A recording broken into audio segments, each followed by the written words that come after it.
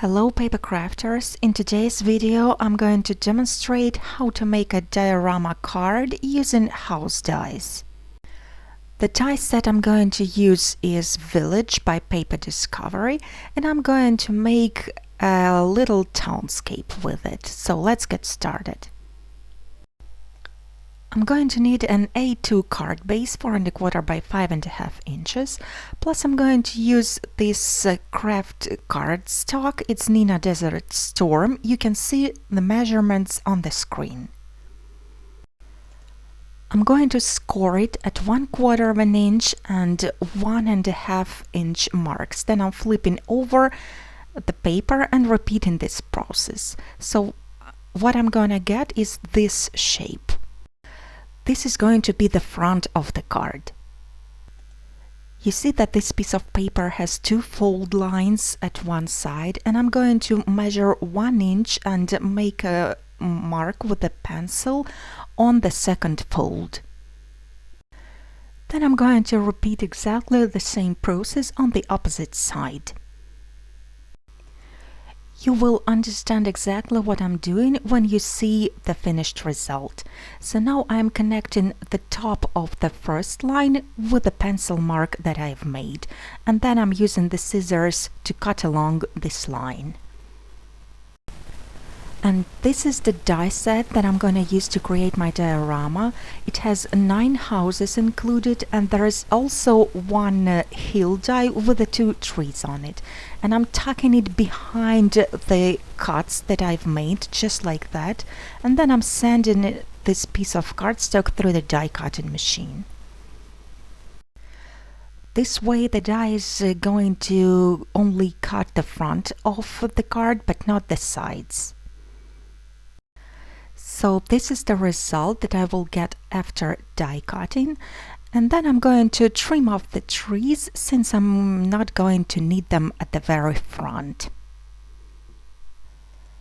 As always, all the tools and supplies I'm using will be listed down below in the description box as well as on my blog. Now let's create the remaining element of this diorama construction. I will need 3 pieces of paper, 1¼ by 6 inches each, and I'm going to create 2 flaps at both sides. Each of them is 1/4 inch wide. I'm also trimming off the corners to create flaps. Then I'm going to use the same hillside die to create the hills on all 3 pieces of paper. So I'm placing this die at the corner so that this shape will be slightly different from what I have on the front of the card. Then I'm trimming off the remaining cardstock on both sides. I'm repeating the same process with the next strip of cardstock. The only difference is each time I'm going to place this hill at different angles so that all the hills will be different. And this time I'm going to keep the trees. And now I'm going to repeat this process for the last time on the last piece of cardstock. That all looks a bit time-consuming, but after all, it's a custom-made diorama shape. Before I put this construction together, I'm going to do just a tiny bit of coloring. I'm going to use my Distress Oxide inks and the sponge Daubers to color just the trees. I have applied some yellow, and then I'm applying green on top, and this way I'm going to create a really warm green color, and that will give an impression of a bright sunny day. Now I'm placing the front of the card onto the grid mat, and I'm creating the pencil marks. They are the straight lines, each 1/4 inch. And these lines are going to be the guide for attaching the layers of the diorama. So I'm making them on both sides of this front piece. Now I'm going to use the liquid glue for attaching all the layers of the diorama, but of course you can use thin double-sided tape as well. I'm starting from the front and moving on to the back side of the diorama. So I'm basically aligning the tab with the vertical lines that I've drawn on the inside of this shape.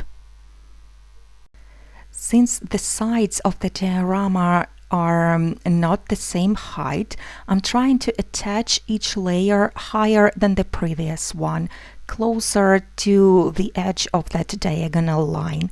And this way I'm going to create that illusion of dimension.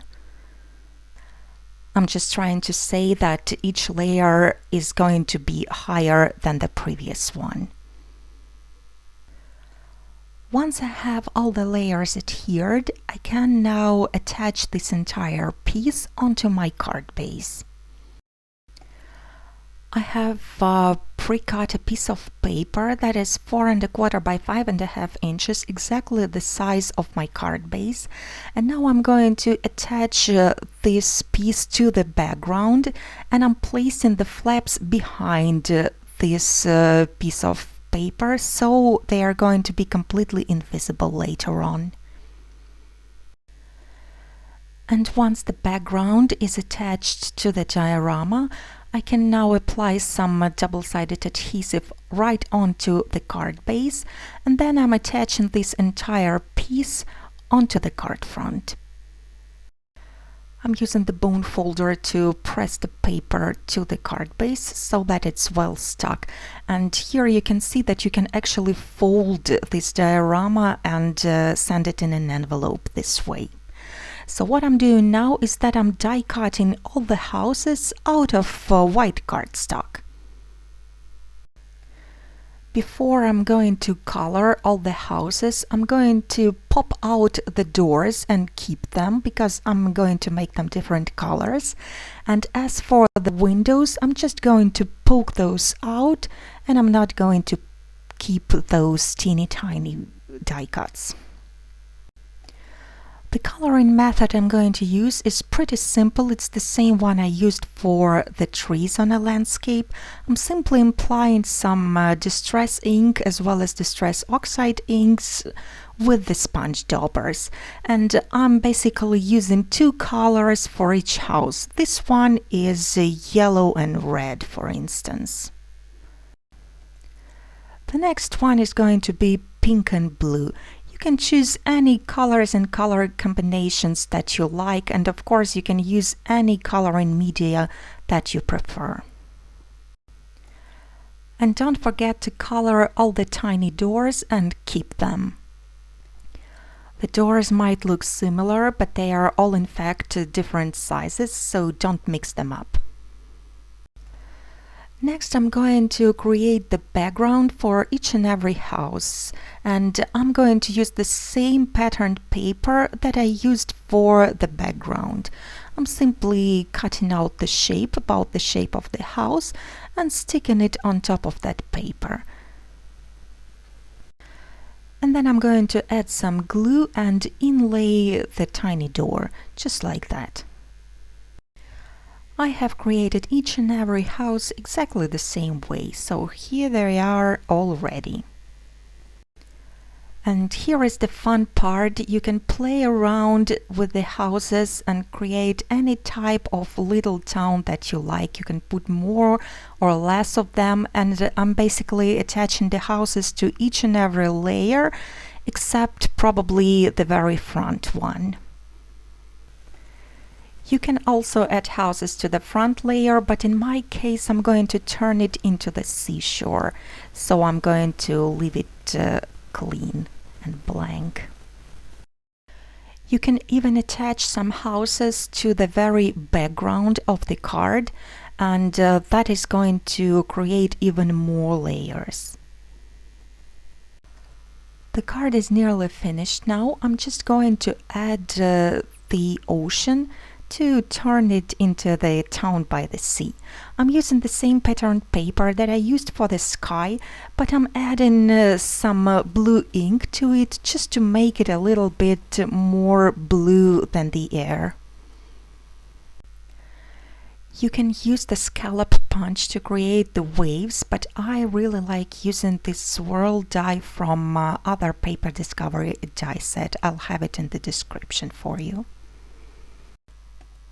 So I'm die cutting this swirl shape that is going to be the waves, and I'm also going to keep the negative die cuts, and then I'm basically aligning the die with the die cut shape and sending it through the machine again, and this way I can expand this pattern.